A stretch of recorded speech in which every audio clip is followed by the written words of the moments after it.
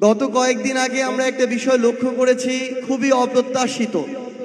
আমার মহান সৃষ্টিকর্তা আমার ধর্মের প্রত্যেকটা বাণী তার অর্থকে বিকৃত করার অধিকার কারণে কোনো বিকৃত মস্তিষ্কের অধিকারী যদি কোনো সমস্যা সৃষ্টি করে, এরপরে যদি কোনো ধরনের অপ্রত্যাশিত পরিস্থিতি তৈরি হয়, তাহলে শুধুমাত্র যারা এই পরিস্থিতিতে রিঅ্যাকশন দেখাবে তাদেরকে দায় দেয়া যাবে না।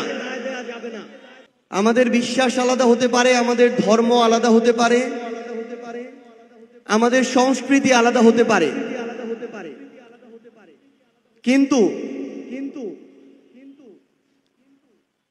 যে কোনো ধর্মের মহান সৃষ্টিকর্তা, সেই ধর্মের মহান বাণী, তার অর্থ, এর কোনো কিছুকেই বিকৃত করার অধিকার কারণেই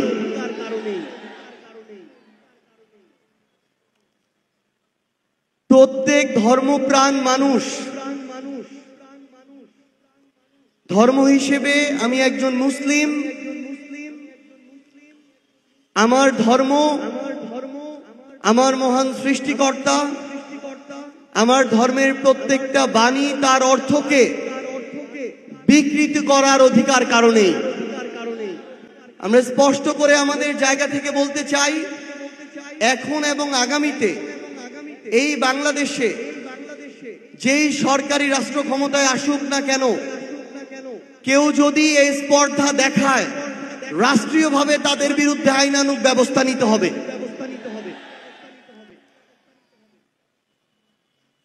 কোনো বিকৃত মস্তিষ্কের অধিকারী যদি কোনো সমস্যা সৃষ্টি করে, এরপরে যদি কোনো ধরনের অপ্রত্যাশিত পরিস্থিতি তৈরি হয়, তাহলে শুধুমাত্র যারা এই পরিস্থিতিতে রিঅ্যাকশন দেখাবে তাদেরকে দায় দেয়া যাবে না,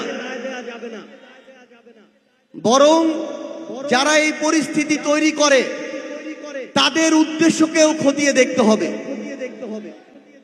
এবং আমরা অনুরোধ করব আমাদের জায়গা থেকে, এই ধরনের যে কোনো অপ্রত্যাশিত ঘটনা যদি আমরা দেখি, আমরা যেন তাদেরকে ধরে আইনের কাছে সোপর্দ করি। এবং আরেকটি অনুরোধও করব, ওই ক্ষেত্রে আমরা যেন আইন নিজের হাতে তুলে না নেই, কারণ আমাদের জন্য এমন অনেক ফাঁদ পাতা হবে, যেই ফাঁদ যদি আমরা অতিক্রম না করি, তাহলে সেটাকে উসিলা করে আমাদেরকে আবার পিছন দিকে টেনে নিয়ে যাওয়ার চেষ্টা করা হবে। আমরা আপনাদের কাছে অনুরোধ করব, আপনারা আমাদের ভাই, আমাদের সহযোদ্ধা, আমাদের অভিভাবক, আপনারা আমাদেরকে শুধরে দিবেন, ভুল ধরিয়ে দিবেন। ইনশাআল্লাহ আমরা আমাদের সর্বোচ্চটুকু দিয়ে নিজেদেরকে সংশোধন করে সামনে এগিয়ে নিয়ে যাব। আজকে থেকে 2 বছর আগে আমাদের কল্পনাতেও ছিল না আমরা এই পথে আসব। আজকে থেকে 2 বছর আগে আমাদের কল্পনাতেও ছিল না যে বাংলাদেশ আমাদের আজকের মতো একটা প্রত্যাশার জায়গায় থাকবে। ইনশাআল্লাহ আমরা যদি মহান আল্লাহর দেয়া এই আমানতটুকুকে রক্ষা করতে পারি, কারণ আমরা বিশ্বাস করি এটা শুধুমাত্র আমাদের একার অর্জন নয়, আমাদের অনেক আলেম ওলামা তাদের জীবন রক্তের বিনিময়ে, তাদের দোয়া চোখের পানির বিনিময়ে, রাতের পর রাত তাহাজ্জুদে চোখের পানি ফেলার বিনিময়ে আজকে আমাদের এই নতুন বাংলাদেশ। এবং আমাদের মহান রব, আমাদের আল্লাহ চেয়েছিলেন বলেই আজকে আমরা এই নতুন বাংলাদেশে, আমরা যেন আমাদের এই আমানতটুকু একসাথে রক্ষা করি, এইটুকুই চাওয়া। সবাই আমাদের জন্য দোয়া করবেন। ইনশাআল্লাহ আপনাদের সাথে আবারও দেখা হবে রাজপথের লড়াইয়ে অথবা বিজয়ে। ইনকিলাব জিন্দাবাদ।